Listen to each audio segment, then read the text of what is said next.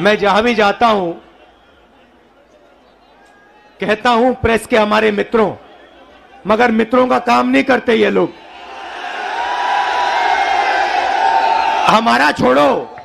हमारा छोड़ो जनता के मित्रों का काम नहीं करते ये। क्योंकि अगर आपके मित्र होते तो आपको देश की सच्चाई दिखाते, बेरोजगारी के बारे में बताते, महंगाई के बारे में बताते, मगर नहीं, ये तो आपको चीता के बारे में बताते हैं।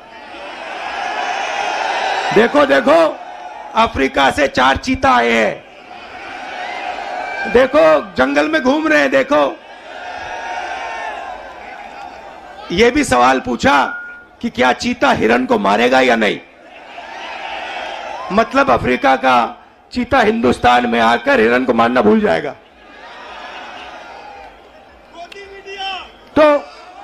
तो मित्र तो है नहीं। अच्छा, मीडिया बात नहीं उठाती जनता की, तो हमने सोचा पार्लियामेंट में भाषण करो, डिमोनेटाइजेशन नोटबंदी के बारे में भाषण करने की कोशिश की, गलत जीएसटी के बारे में बोलने की कोशिश की, जो हम जमीन अधिग्रहण कानून लाए थे जब नरेंद्र मोदी जी ने उसको रद्द करने की कोशिश की, हमने पार्लियामेंट हाउस में बोलने की कोशिश की, वहां पे माइक ऑफ कर देते हैं। देखो ऐसे माइक ऑफ, जो बोलना बोलो। हेलो, नमस्कार, कैसे हो।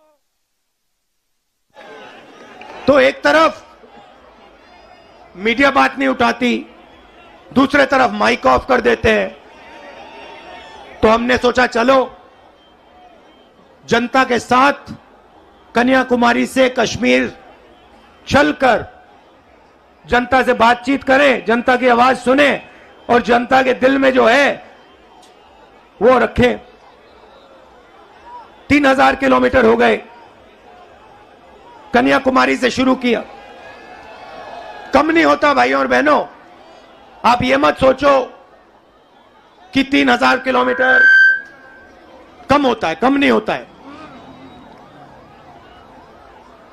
110 दिन हो गए, मगर अजीब सी बात है, थकान नहीं है।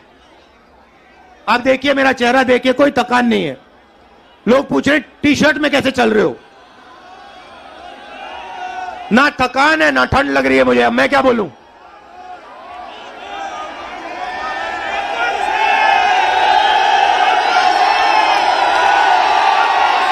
अच्छा, जो प्रेस वाले हैं, एक बात देखो मेरे साथ, एक बात देखो इनके बारे में, देखो एक बात, ठहर जाओ भैया, एक बात देखो प्रेस वालों की।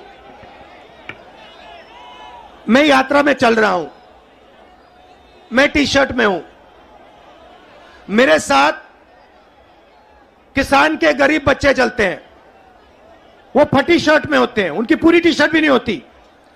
मगर इन मीडिया वालों में से एक भी ये नहीं कहता भैया हिंदुस्तान में किसान का बेटा बिना स्वेटर के क्यों घूम रहा है। ये सवाल नहीं पूछेंगे, ये कभी नहीं कहेंगे भैया ये मजदूर है, ये टी शर्ट में क्यों घूम रहा है, ये किसान है, ये स्वेटर बिना जैकेट बिना क्यों घूम रहा है। ये सवाल कभी नहीं पूछेंगे। ये सच्चा सवाल है, मेरे टी शर्ट वाला सच्चा सवाल नहीं है। सच्चा सवाल यह है कि हिंदुस्तान के बच्चे, हिंदुस्तान के किसान, हिंदुस्तान के मजदूर टी शर्ट में सर्दी में क्यों घूम रहे हैं, यह सवाल है। मगर यह कभी नहीं पूछेंगे, क्योंकि भाइयों और बहनों ये आपके नहीं हैं। ये जैसे घोड़ा होता है ना, घोड़ा देखा आपने, शादी का घोड़ा होता है, उसमें लगाम होती है ना, उसको लगाम को टाइट करो एकदम रुक जाता है, वैसे इनकी लगाम है, लगाम लगी है प्रेस वालों पे। जैसे ये दौड़ने की कोशिश करते हैं, जैसे दौड़ने की कोशिश करते हैं, वो लगाम खींचते बस रुक जाते हैं एकदम। अच्छा, ये मत सोचिए कि ये बोलना नहीं चाहते हैं। मेरे पास आते हैं, कहते राहुल जी हम सच्चाई बोलना चाहते हैं मगर हमें हमारे मालिक बोलने नहीं देते। मैं कहता हूं भैया डरो मत, बोल दो। कहते हैं नौकरी भी तो करनी है हमें, अगर हमने सच्चाई बोल दी, नौकरी से निकाल देंगे, किसी और को डाल देंगे, वो झूठ बोलेगा। तो यात्रा का लक्ष्य जो देश में नफरत और हिंसा फैलाई जा रही है उसको मिटाने का है। भाइयों और बहनों, बीजेपी की पॉलिसी हिंदुस्तान के युवाओं को, किसानों को, मजदूरों को डराने की पॉलिसी है। नोटबंदी, गलत जीएसटी, कोविड के समय जो इन्होंने किया, ये सारी की सारी पॉलिसियां किसान को, मजदूर को डराने के लिए है। क्योंकि ये जानते हैं जब ये डर फैलाते हैं, उस डर को नफरत में बदलना बहुत आसान होता है। ये इनका काम है। जनता को डराओ, किसान को डराओ, मजदूर को डराओ, युवा को डराओ और उसके डर को नफरत में बदल दो। डरो मत। ये भैया, ये एक बात समझ लो, ये आपने बोला डायलॉग, ये मेरा डायलॉग नहीं है। ये शिव जी का डायलॉग है। ये डायलॉग डरो मत, ये हमारा धर्म है। अब देखिए, ये करोड़ों रुपए का, लाखों करोड़ों रुपए का, अरबपतियों का कर्जा माफ कर देंगे। लाखों करोड़ रुपए 1 मिनट में माफ कर देंगे। और किसान भूखा मर जाए, उसका कर्जा ये माफ नहीं कर सकते, कभी नहीं कर सकते। आप यूपी के, बाकी हिंदुस्तान के किसान हमारे पास आए थे, यूपीए की सरकार थी, आपने कहा हमारा माफ करो। 10 दिन में हमने 70,000 करोड़ रुपए, 72,000 करोड़ रुपए माफ कर दिया था। मजदूरों के लिए, गरीबों के लिए मनरेगा, भोजन का अधिकार, किसानों के लिए कर्जा माफ। तो हम डर को मिटाने की राजनीति करते हैं, क्योंकि हम जानते हैं अगर ये देश डर जाएगा, इस देश का फायदा नहीं होगा। अगर नफरत फैल जाएगी, इस देश का फायदा नहीं होगा। भाइयों और बहनों, दो और मुद्दे हैं यात्रा के। एक है महंगाई, और मैं आपसे पूछना चाहता हूं, प्रधानमंत्री जी आते थे, जब यूपीए की सरकार थी, कहते थे गैस सिलेंडर 400 रुपए का हो गया है। 400 रुपए का गैस सिलेंडर हो गया। भाइयों बहनों, आज कितने का है? मगर आज प्रधानमंत्री नहीं आते, आज आकर नहीं कहते कि भैया 1100 का हो गया। अच्छा, एक और सवाल है भैया, ये जो 1100 और 400 रुपए का फर्क है, ये किसके जेब में जा रहा है? ये किसी ना किसी के जेब में तो जा रहा है ना। मतलब ये आसमान में तो नहीं गायब हो रहा।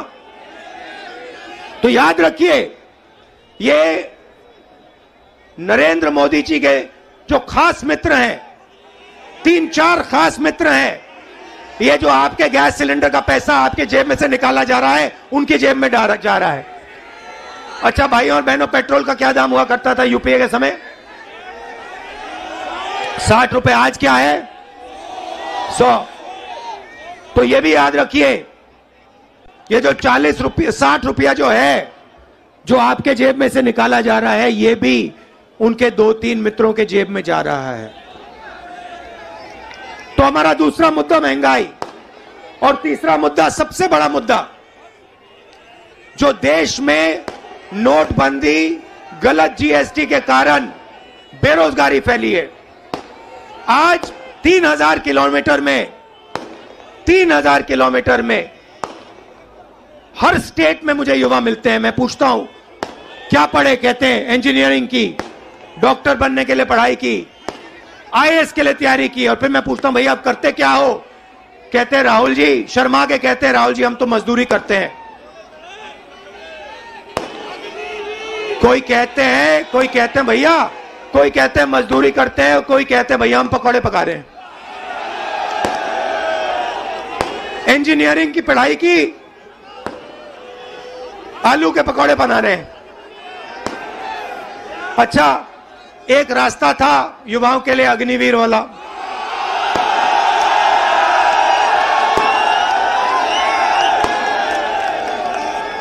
उसमें क्या था? सुबह युवा उठते थे, 4 बजे उठते थे, दौड़ते थे। यूपी में आपको हर सड़क पे दिखेंगे, देश की रक्षा करने के लिए दौड़ते थे। और सपना था एक दिन बॉर्डर पे जाके देश की रक्षा करेंगे, तिरंगे की रक्षा करेंगे, सपना था।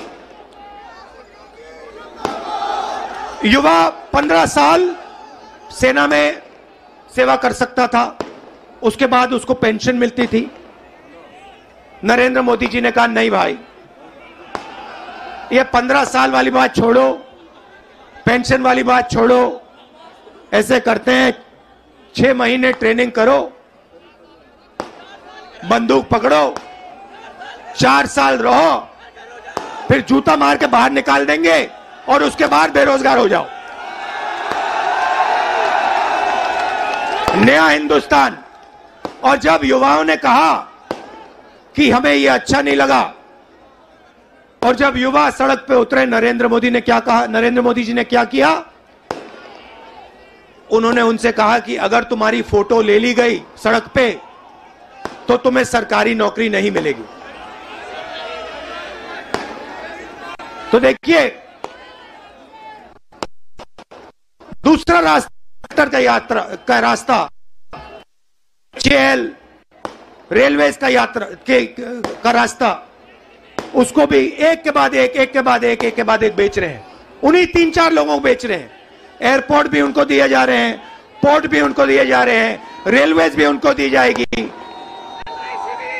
LIC भी उन्हें के हाथ जाएगी, BHL, BHEL, HL सब उनके हाथ जाएगा और हिंदुस्तान के युवा बेरोजगार होंगे। ये है नरेंद्र मोदी हिंदुस्तान।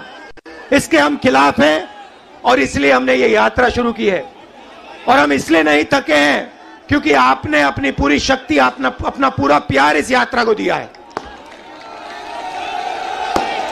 और लाखों लोग हमारे साथ खड़े हुए हैं, हर जात के लोग, हर धर्म के लोग। तो मैं आपको दिल से धन्यवाद करना चाहता हूं कि आपने इतना प्यार और इतनी शक्ति आपने हमें दी। इसके लिए मैं बहुत आभारी हूं, पूरी जिंदगी याद रखूंगा। बहुत बहुत धन्यवाद। नमस्कार, जय हिंद।